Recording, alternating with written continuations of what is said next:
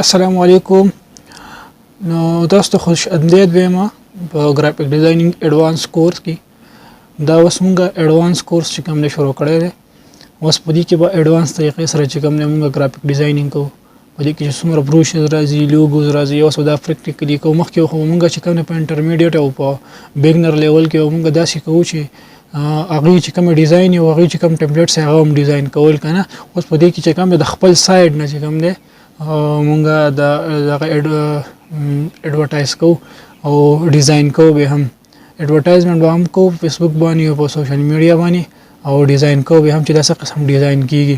نو په دې کې به ان شاء الله مونږ په دې های لیول او ایڈوانس لیول کورس کې دا یادو په ګرافیک ډیزاینینګ دی کې دا په ټوټل چې کوم په یوټیوب باندې د یو پلی لیست په تاسو ښکاری او دا غشن به سٹارټ د خیره سره نو او دا هم په موبایل باندې دی.